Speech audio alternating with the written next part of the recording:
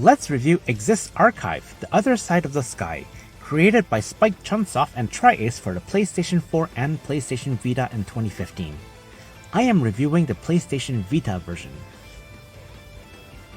Exist Archive is a dungeon crawler with 2D platforming elements. It has a deep battle and loot system. However, the slow pace and repetitive mission structure might discourage most gamers. The battle system mixes turn-based combat with real-time combat. Each face button is mapped to one of 4 characters. Pressing a button during your turn will cue that character's move at the cost of AP.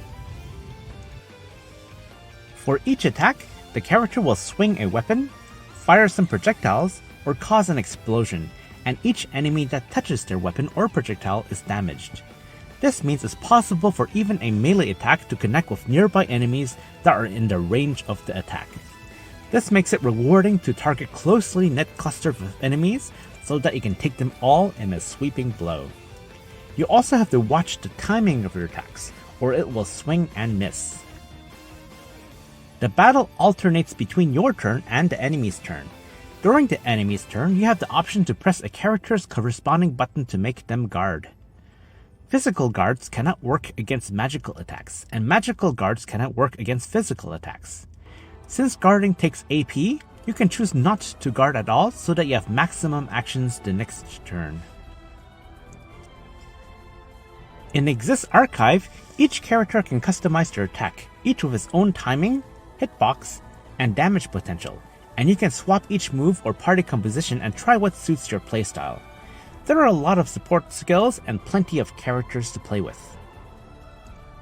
There's a lot of repetition in this game. Most of the dungeons look similar. All enemies are almost exclusively reskins of old enemies. I played 15 hours in a row without encountering a new enemy type. That being said, repetition isn't necessarily a bad thing. Tetris is one of the most repetitive games, and is a legendary classic. The question is if you love the battle system enough to fight endless waves of enemies that seem to never end.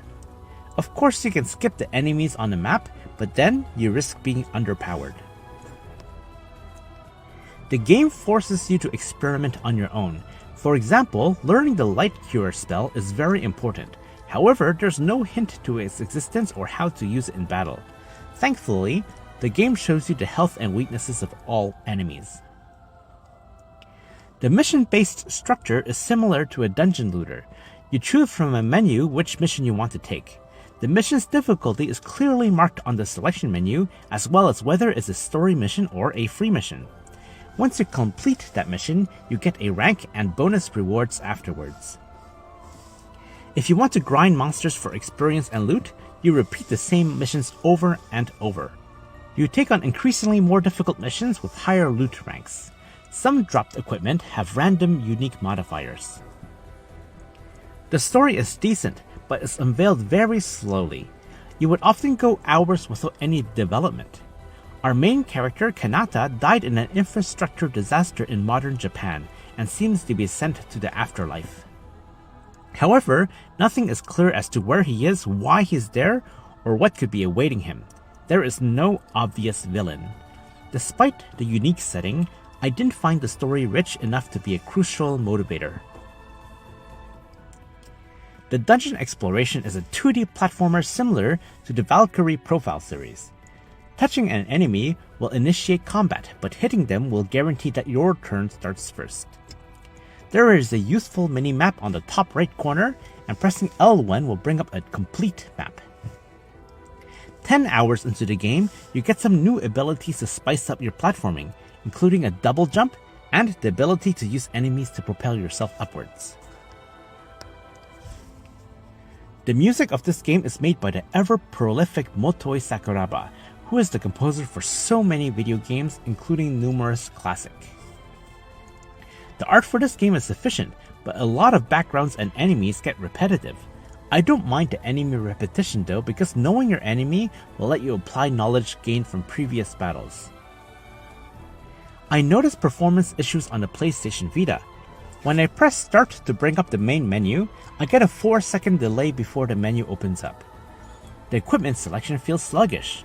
The frame rate stutters during combat, platforming, and cutscenes. There is frequent loading time when starting missions, between map zones, and even in the middle of a cutscene. I believe this game appeals to a certain subgroup of hardcore RPG gamers. It is not accessible to everyone due to a slow story pace, high level of repetition, unorthodox battle mechanics, and lack of an easy mode, but it can be deeply rewarding for the right person. Dadozy Gaming gives this game a 7 out of 10. Thanks for watching and happy gaming!